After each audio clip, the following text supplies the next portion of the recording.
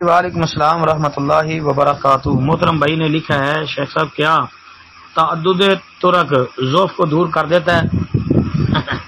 نہیں بھائی، یہ کوئی ضروری نہیں ہے، یہ کوئی ضروری نہیں ہے کہ تعدد ترک ضعف کو دور کر دے۔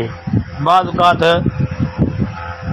تعدد ترک سے ضعف میں اضافہ بھی ہو جاتا ہے۔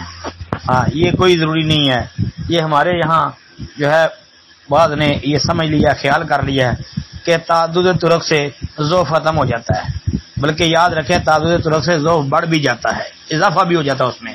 السلام علیکم ورحمۃ اللہ۔ جی السلام علیکم ورحمۃ اللہ۔ محترم بھائی نے کہا تعدد ترک کی وضاحت بھی کر دیجیے گا۔ محترم بھائی، تعدد ترک کا مطلب یہ ہے کہ ایک روایت ہے، اس کی کئی سندیں ہیں، کئی سندیں آتی ہیں، تو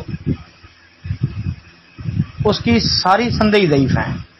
تو بعض علماء یہ کہتے ہیں کہ اگر ضعف زیادہ شدید نہیں تو معمولی ضعف ہے تو وہ ساری مل کے تو حسن لغیر ہی بن جاتی ہے، یعنی وہ قابل عمل، قابل حجت اس کو بناتے ہیں۔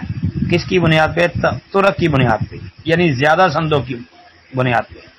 السلام علیکم ورحمۃ اللہ۔